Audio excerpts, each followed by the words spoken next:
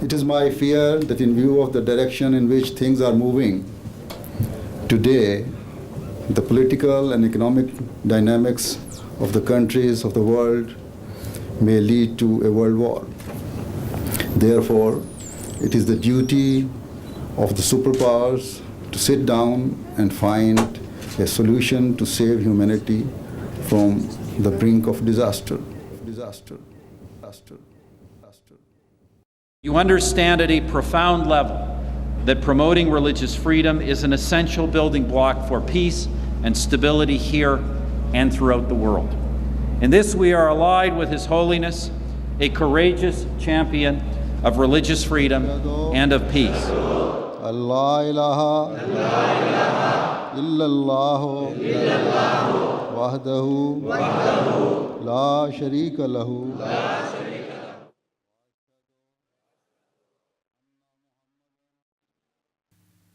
Hazrat Mirza Masroor Ahmad is the present head of the Ahmadiyya Muslim community, the most dynamic international community within Islam. The community was established by Hazrat Mirza Ghulam Ahmad in Qadian, a small and remote village in India. He claimed to be the expected reformer of the latter days, the one awaited by all major world religions.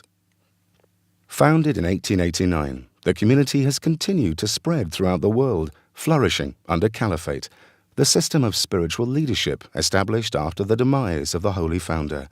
The current successor of this movement, Hazrat Mirza Masroor Ahmad, continues the work of the Holy Founder to revive the spiritual and moral state of mankind. The movement embodies the benevolent message of Islam in its pristine purity, a movement that preaches peace, universal brotherhood, and submission to the will of God. Ahmadi Muslims have earned the distinction and reputation of being a law-abiding and peaceful community. Within a century, the movement has reached all the corners of the earth and has been recognized and praised by the global community. Love for all, hatred for none. Those words from your third Khalifa are more important, more crucial, more essential today than they have ever been. And of course, the Ahmadi have always practiced this peace-loving philosophy.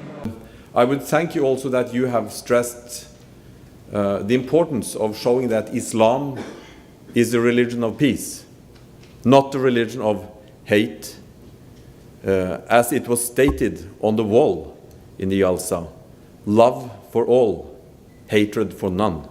I think that is the message that the world really needs. The huge respect we all have, for your work day by day in making a reality of peace and brotherhood across the communities in this country and across the world.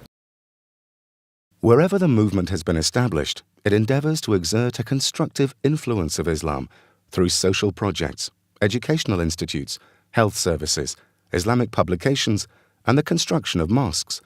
These endeavors continue, despite the bitter persecution that the community suffers in some countries. We need all the goodness we can find in today's world, and I applaud you for your contribution in Britain and worldwide to community cohesion and the enjoyment of diversity that is such a precious asset. I would like to pay an additional tribute to the work being done by Ahmadis in raising standards in Africa and particularly in education.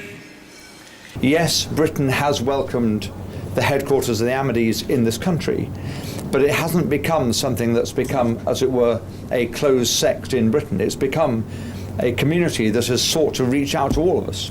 And that's very important, because the best way to break down the barriers of misunderstanding and prejudice is for that contact to happen, and I thank you for that. Your faith is dedicated to serving the society that you live in, and from what I've seen, heard and experienced from mainstream charities, schools and churches, your faith and community have contributed in significant ways. I have personally experienced and heard that you have raised tens of thousands of pounds on sponsored walks for children, older people and people with disabilities. You have dedicated yourselves to charitable social projects, and most significantly of all, you have not distinguished between faiths, ethnicities, or communities. The community's many social projects aimed at helping those in need bears testimony to humanitarian concerns in respect of all human beings, regardless of race, colour, or creed. Your own work, Your Holiness, particularly in West Africa, is well known, and we heard just now about your attempts to bring water and energy supplies to some of the poorest communities in West Africa. Together, we should fight common enemies such as illiteracy, disease, hunger, and poverty. The Ahmadiyya mission has put structures in place towards the fight against these common enemies in order to enhance the dignity of man. What has so impressed me as I have come to understand more about the Ahmadiyya faith is your remarkable commitment to interfaith dialogue, your commitment to the principle of non-compulsion in religion, and your commitment to peace and tolerance. You, the Ahmadis, stand as a beacon in your strong belief that we must find the answers to these debates through open, thoughtful, and gentle discussion. And you are also a beacon because you show us that we must find the answers to these debates through practical action. I'd like to start by saying just how important the work of the Ahmadiyya community is. It deepens others' understanding of your own faith, and it gives a voice to those who are marginalised in their own societies. At this pivotal point in international relations, many questions and concerns have been raised concerning the doctrines of Islam. Most have incorrectly interpreted Islam as endorsing violence and terrorism. The Ahmadiyya community has always demonstrated the spirit of tolerance, goodwill, and true brotherhood. It advocates peace, love, and understanding among followers of different faiths. It firmly believes in and acts upon Quranic teachings. It strongly rejects violence and terrorism in any form and for any reason. The movement offers a clear presentation of Islamic wisdom, philosophy, morals, and spirituality, as derived from the Holy Quran and the practice of the Holy Prophet of Islam, Muhammad. Your interpretation of jihad has always been in stark contrast to the extremist imams that we all deplore. We especially applaud His Holiness for denouncing those who pervert faith by claiming it as a justification for violence.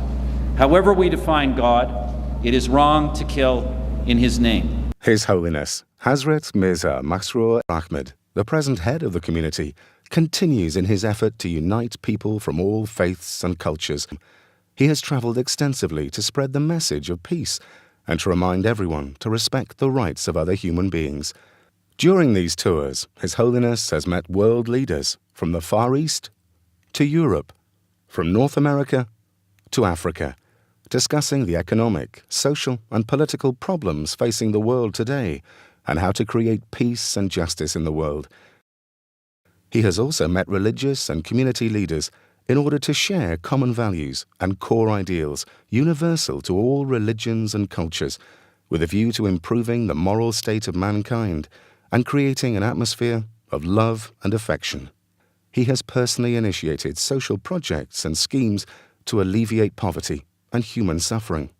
His concern is not just about the well-being and moral state of the members of the Ahmadiyya community, but of the great human suffering of mankind at large.